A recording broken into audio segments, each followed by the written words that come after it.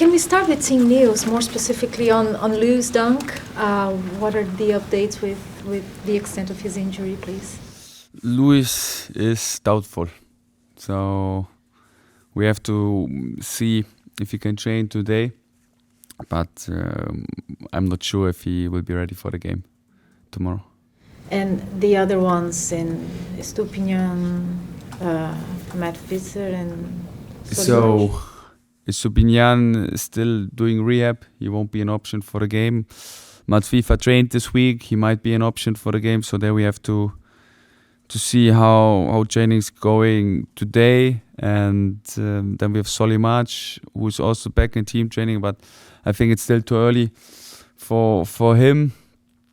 And I think that's it. Millie. Yeah, Millie is still out, unfortunately. And how do you surprise an opponent after such a short period of time? Is it even about surprising an opponent? No, I don't think it's about surprising them. It's more about doing the same things, but with 1% more, or even with 2% more, because I think the main thing is intensity, and we played intense, and I think therefore we set the standards high, and now it's about challenging ourselves. It's about improving our standards. It's about playing more intense, running more, sprinting more, and I think it's not about outplaying the opponent, because like I said, first of all, Chelsea is a great opponent. They proved it the last time, they will prove it today, and second of all, it's about beating yourself and doing everything in a higher level than we did the last time. They are a really good opponent, but they weren't great in the last match, and they have been going through ups and downs. So how different do you expect Chelsea to be tomorrow? I don't know how they will react. Maybe they change their approach. So I can't see in the future. So we have to see it. We have to wait for it. And then sometimes we might have to adapt. But in the end, it's really about focusing on us, trying to play with courage in possession, trying to find solutions in possession like we did the last time. There might come more man-to-man. It is an option because they played it in the past. So we have to be ready for that they press us man-to-man, and then we have to find solutions against the man-to-man. And then also out of possession, it's about doing the basic things right. Basic things, I mean, with outwork them, run more than them, sprint more than them, win more personal duels, because it will be a very intense game. It will be a game with a lot of personal duels, and then it's about who wins more. Sometimes we overcomplicate football, but I think especially in games where it's a man-to-man game, or it might be a game with a lot of personal duels, just doing the basic things at the highest standards and the basic things you can influence, and that's what I demand from my players. I wanted to ask you finally about one specific player in Georginio Rutter, because he was again brilliant against Chelsea. Do you think in a way he represents a lot of the things that you find important in a player, in showing physicality, intensity, and a positive attitude on the pitch and off the pitch as well? Yeah, he's a role model for that. So he's an athlete. He can win personal duels. He can use his body in a very effective way. He can run a lot. He can sprint a lot, and on top of that, he's a very positive guy. So normally I always see him smiling. Only if we lose. So hopefully after this game I see him again with a very positive mood. Hi Fabian. It was great to see so many smiles after the win on Saturday night. Are you still on a bit of a high after that win?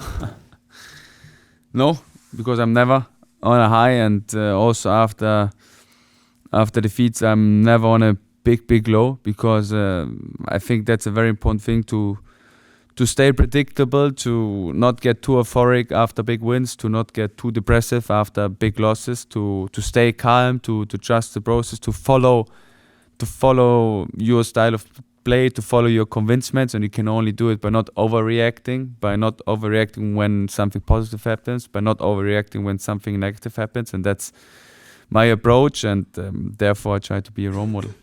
Diego Gomez was very impressive when he came on. Is he slowly becoming the player that you want him to be here? Yes, so he's adapting really quick. He's good learner. He's ready to play very intense. His body is very resilient, and he's not only out of possession, very helpful, also in possession. He has some great skills. So you see really that he loves to be here. He's really enjoying playing football for Brighton. He has a lot of passion for this game, and I think that's the main thing. And now it's about us to giving him more and more game time, that he integrates more and more to the team. But he had a impressive start. In terms of having played Chelsea so recently, does it make your job as a head coach quite simple for this one? I wouldn't say simple, because I think we still have a lot of other great players who want to begin the game, who might be starters, and therefore still have to make decisions, because we had a trainings week which was very intense, where everyone showed that he wants to play, and now it's about making the right decisions. There'll be no Nicholas Jackson once again for this fixture. Does that impact how you prepare, and is it a bit of a surprise that they all have no out-and-out striker once again? I'm not surprised, because I know how it can be in the Premier League with a lot of injuries. So that's part of the business. It changes your approach. In that case, that of course Nicholas Jackson is a key player for them. But in general, like I said, it's more about doing the things we did at the last game in a higher level now, playing more intense, because there were still things where we have to improve. Our pressing was not perfect. Our low block was not perfect. Also in possession, there were things we have to improve. So not everything was great after this win, and it's all about improvement. It's all about trying to get the best out of the potential from the players, and there we have the next chance on Friday, so on tomorrow. And just finally, Tariq Lamptey is someone that's been very impressive recently in his contributions all over the pitch. What do you make of his form, and is he someone that you want to work with beyond the summer? So it's first of all very important that T knows how we think about him, and I know his perspective on the situation, and now it's about focusing on the present and trying to be the best Tariq Lamptey he can be, and he is on the best way, because for us he showed already some great performances. He was I think man of the match the last game, and therefore he fully deserved it, and now it's about getting consistency into his performances, so proving himself that that he can do this the same time, that he can play that intense the same time, that he can win this amount of personal duels the same time, and therefore it's also a challenge for himself, and I'm really looking forward to see how he will perform tomorrow. Fabian, if Lewis Dunk doesn't make it, you've got a few options. You've got your new signing here and cash in, but also Adam Webster. I just wonder what you've made of his contribution. He's been limited in sort of game time, but whenever he's been called upon, he seems to have delivered despite a long time out. Yeah, exactly. That was what I said to him. So he's a leader. He's always there for the team. He's so supporting. He's so helpful. He's and sometimes also the voice from this team. And every time when we need him, he's there. And I think that's something special. So I never saw a player who is always that ready to come into a game and be immediately the best version of himself. I never saw a player like that supporting and that helpful for his teammates, and that's something very special and that shows his character. So like you said, we have different options how we can replace Lewis if he's not able to play, and I'm really confident that no matter who will play, that he will play a good role. In terms of playing on a Friday night, you get to play before everybody else. You got the chance to go 8th with a victory. How much of an incentive is that to sort of try and push yourself back into that top 8, as it were, that could well be the European places, to sort of get back on track in terms of your targets?